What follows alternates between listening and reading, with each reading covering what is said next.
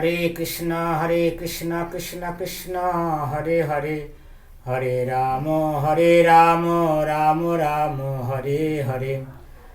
नमो अखण्डमण्डलाकारं व्याप्तं येन चराचरं तत्पदं दर्शितं येन तस्मै श्रीगुरवे नमः। हरे कृष्ण हरि बोल। आजकेर বিষয়বস্তু হলো ভক্ত ও অসুর। এই জগতে দুই শ্রেণীর মানুষ আছে। যারা ভগবানের সেবক তাদের বলা হয় দেবতা, আর যারা মায়ার সেবক তাদের বলা হয় অসুর। কিন্তু চিন্ময় জগতে কেবল একটাই শ্রেণী আছে, কেননা সেখানে সমস্ত অধিবাসীরা ভগবানের সেবক। তাই চিন্ময় জগৎকে বলা হয় পরম ধাম বা সর্বশ্রেষ্ঠ ধাম। যেহেতু শ্রীকৃষ্ণ বা ভগবান হচ্ছেন সব কিছুর কেন্দ্রবিন্দু, তাই চিৎ জগতে কোনো মতভেদ থাকে না এবং সেখানকার অধিবাসীরা বেতনপ্রাপ্ত সেবকদের মতো নয়, বরং সেখানে প্রত্যেকেই ভগবানের প্রেমময়ী সেবায় নিযুক্ত থাকে। একজন বেতনপ্রাপ্ত কর্মচারী যতটুকু বেতন পায় সেই অনুযায়ী কাজ করে, কিন্তু বৈকুণ্ঠ লোকে বেতনপ্রাপ্ত সেবক হওয়ার কোনো প্রশ্নই ওঠে না। সেখানে প্রত্যেকেই মুক্ত এবং পরমেশ্বর ভগবানের মতোই ঐশ্বর্যশালী, কিন্তু তবুও প্রত্যেকে এক একজন সেবক।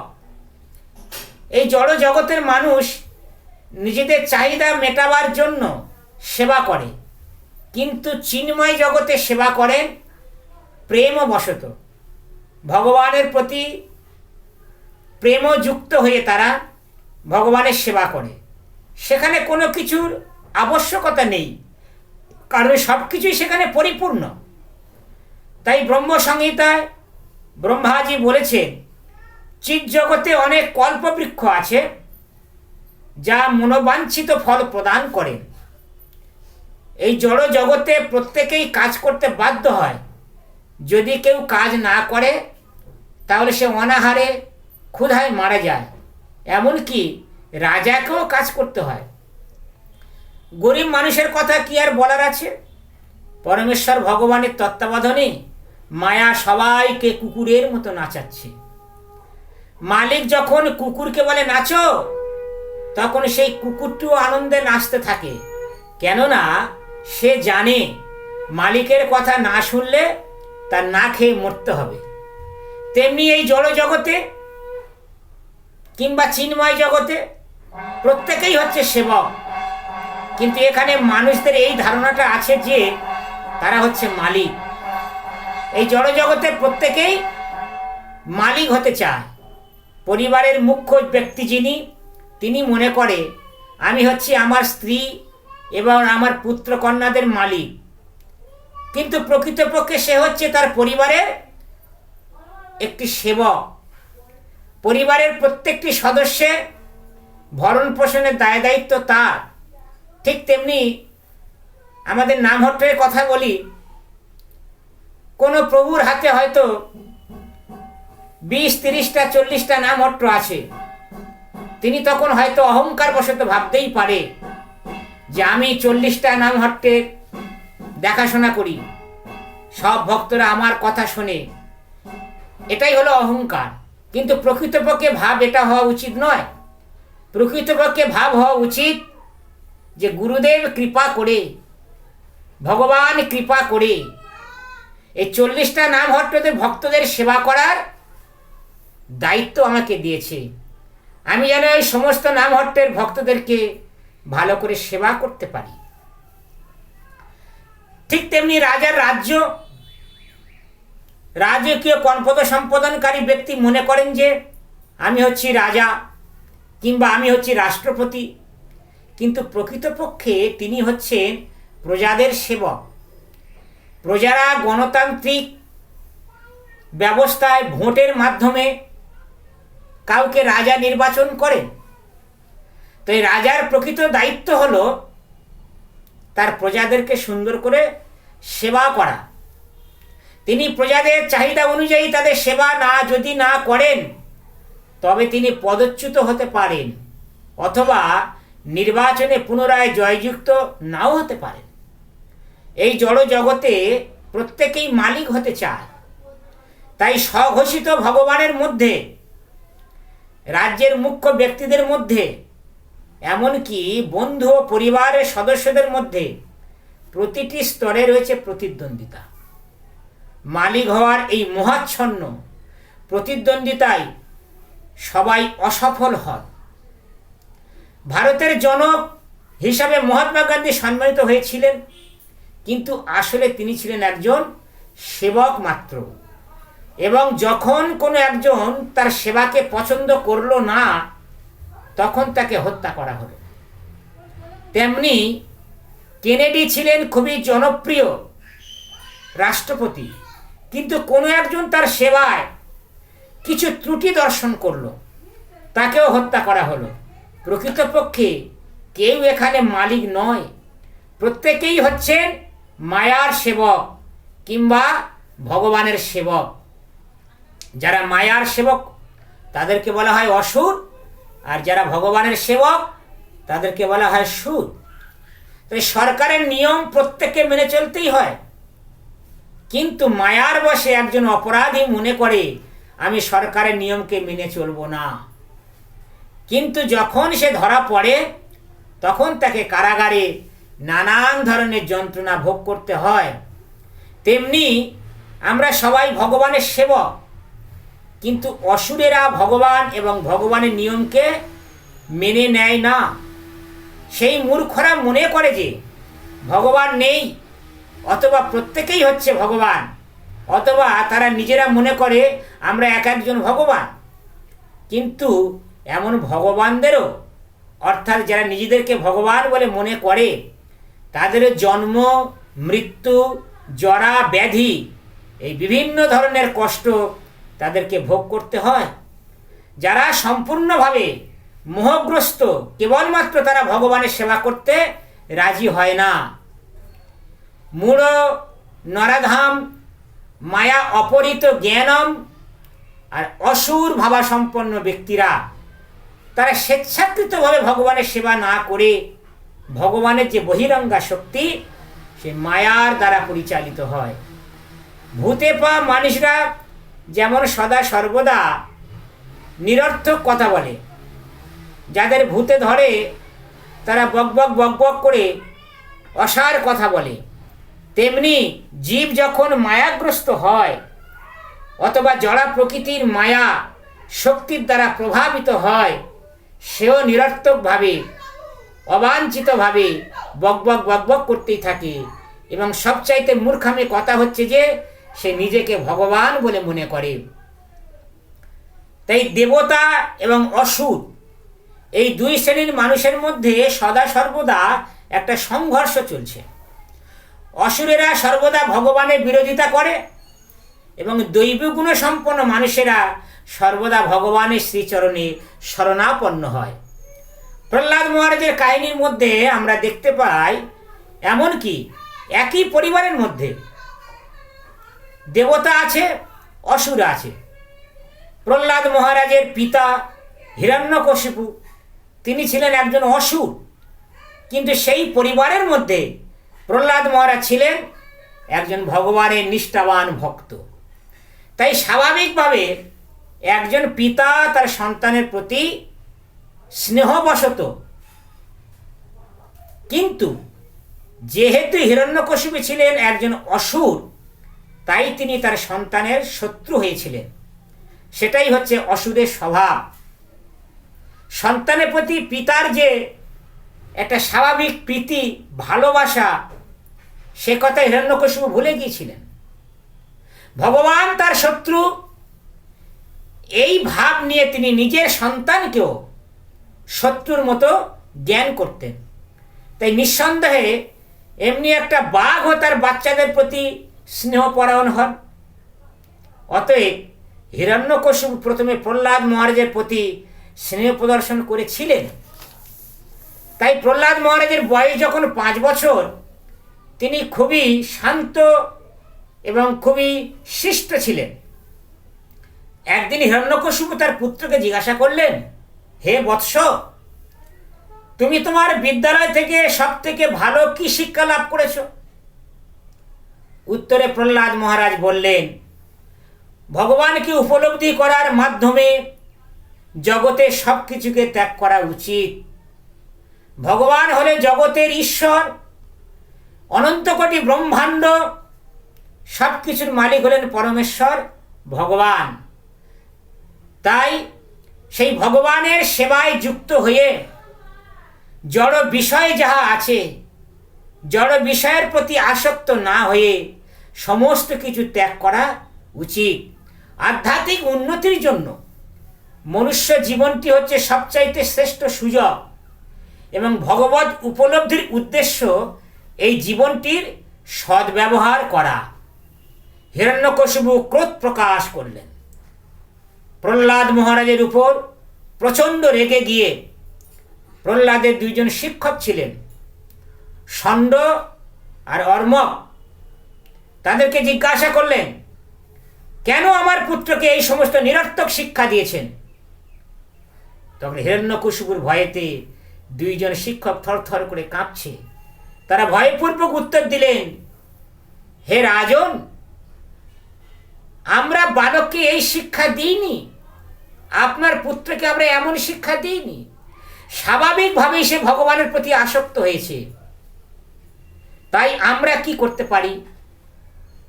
ভগবান কৃপা করে তিনি জীবকে তার প্রতি আসক্ত করা, এটাই ভগবানের প্রতি ভক্তের একটা স্বাভাবিক প্রবৃত্তি। সুযোগ পেলেই সে তার সহপাঠীদের কৃষ্ণ ভাবনামৃত শিক্ষা দিতেন। প্রহ্লাদ যখন সুযোগ পেত তখন তার ক্লাসের সহপাঠীদের নিয়ে বলতো, হে বন্ধুগণ, ইন্দ্রিয় তৃপ্তি করার জন্য এই মানব জীবন নয়, ইন্দ্রিয় তৃপ্তি হলো পশুর জীবন। মানব জীবনের উদ্দেশ্য হলো পরমেশ্বর ভগবানকে সেবা করা। এই জীবনে ভগবানকে উপলব্ধি করার একটা সুবর্ণ সুযোগ, এটা তোমরা কখনো ভুলে যেও না। তেমনি আমরা এই প্রচার কার্যক্রমকে গ্রহণ করছি, কেননা সাধারণ মানুষেরা কেবলমাত্র ইন্দ্রিয় তৃপ্তি করতে খুবই আগ্রহী, যা তাদের জন্য হিতকর নয়। তাই শ্রীমদ্ ভাগবতে 5ম স্কন্ধের 5ম অধ্যায়ের 4 নম্বর শ্লোকে ভগবান ঋষভদেব বলছেন, নুন্নং প্রমত্ত কুরুতে বিকর্ম যৎ ইন্দ্রিয় প্রীতয়া অপ্রীণতি। জীব যখন ইন্দ্রিয় সুখ ভোগকেই জীবনের চরম লক্ষ্য বলে বিবেচনা করে, তখন সে অবশ্যই এই জড়জাগতিক জীবনের প্রতি উন্মত্ত পাগলের মতো হয়ে যায়। আর উন্মত্ত পাগলের মতো আসক্ত হয়ে সে তখন নানা প্রকার পাপ কর্মে লিপ্ত হয়ে পড়ে। একটা পাগল যে কি করছে তা সে ভালো করে জানে না। তাই জড়বাদী মানুষেরা যারা ইন্দ্রিয় তৃপ্তি সাধন করতে এতটাই আসক্ত যে তারা পাগল হয়ে গেছে, বিষয়ের মোহে তারা উন্মত্ত হয়ে গেছে, আর উন্মত্ত হয়ে সমস্ত প্রকার পাপ কর্মে তারা লিপ্ত হয়ে পড়ছে। আমার জীবন সদা পাপের রত, নাহিক পুণ্যের লেশ। জড় বিষয়ী মানুষরা তারা সদা সর্বদা পাপ কর্মে লিপ্ত হয়ে আছে, পুণ্য কর্মের প্রতি তাদের লেশ মাত্র ইচ্ছা নাই। তাই ভক্তি বিনোদ ঠাকুর বড় দুঃখের সহিত বলছেন, যারা পাপ কার্য করতেও ভয় পায় না। ভগবান ঋষভদেব বলছেন, জড়বাদীদের জীবন প্রণালী হচ্ছে খুবই ভয়ঙ্কর। যারা ইন্দ্রিয় তৃপ্তিতে সর্বদা লিপ্ত হয়, কৃষ্ণ তাদের জড়জগতে পুনরায় জন্মগ্রহণ করার সুযোগ প্রদান করে থাকে। পুনরপি জননম পুনরপি মরণম পুনরপি জননী জঠরে শয়নম। তাই যৌন সুখ ভোগ করার জন্য একটা বানরেরও খুব ভালো ইচ্ছে হয়। বানরেরও যৌন সুখ করা খুব সুবিধা থাকে। কখনো কখনো বানরও বৈরাগীর মতো আচরণ করে থাকে। বানর ফলমূল সেবা করে, তাই অনেকে বলে থাকে বানর ব্রহ্মচারী, বানর বৈরাগীর মতো আচরণ করে।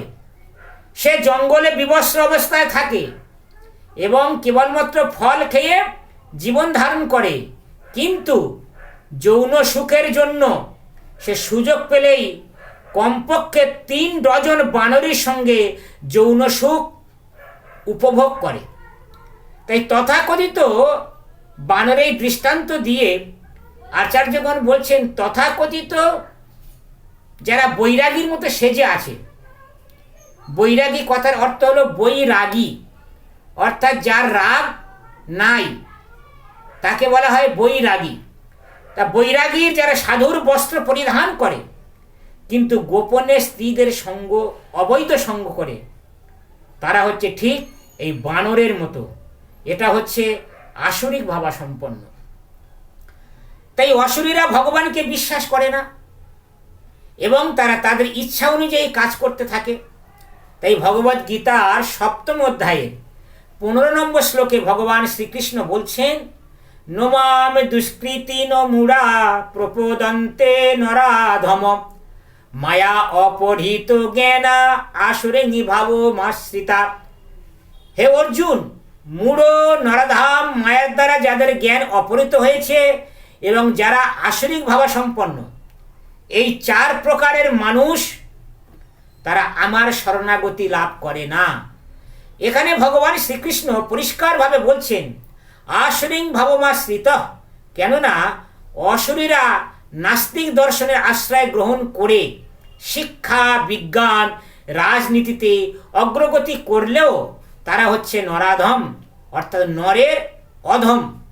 কেউ তর্ক করতে পারে যে কিভাবে আপনি বিশ্ববিদ্যালয়ে ডিগ্রিধারী একজন ভদ্রলোককে নাস্তিক বা অসুর বলছেন? তিনি হচ্ছেন খুবই ভদ্র এবং জড়বিদ্যায় উচ্চ শিক্ষিত। তাই শাস্ত্রে বলা হয়েছে জড়বিদ্যা যত মায়ার বৈভব তোমার ভজনে বাধা।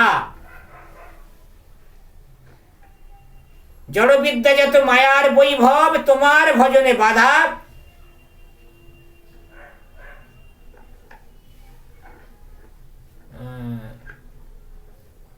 তাই উচ্চশিক্ষিত বলে মনে হলেও তারা নাস্তিক হওয়ার কারণে তার প্রকৃত জ্ঞান মায়ার দ্বারা অপহৃত হয়েছে। তাই শাস্ত্র সিদ্ধান্তগুলি খুবই রুচিকর বলে মনে নাও হলেও নিরস, তাই হয়তো অনেকের ভালো নাও লাগতে পারে, কিন্তু সেগুলি হচ্ছে প্রামাণিক। শাস্ত্র বাক্য হলো অভ্রান্ত। যেমন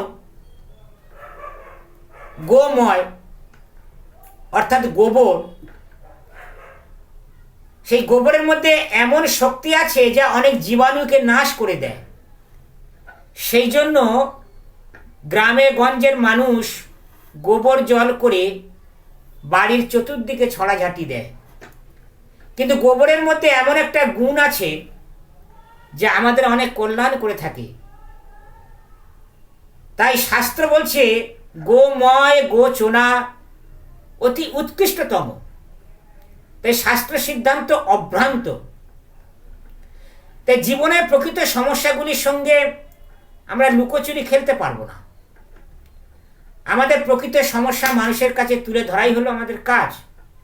আমাদের নিজের স্থিতি সম্বন্ধে অবগত হতে হবে এবং ধর্ম কি অধর্মই বা কি সে সম্বন্ধে অবগত হতে হবে। ভগবানের আদেশ অনুযায়ী কাজ করাকে বলা হয় ধর্ম, ভগবানের আদেশের বিরুদ্ধাচরণ করাকে বলা হয় অধর্ম। ধর্ম তু সাক্ষাৎ ভগবৎ প্রণীতম। ধর্ম হলো ভগবানের আইন। যে ভগবানের আইনকে লঙ্ঘন করবে তাকে সাজা পেতে হবে।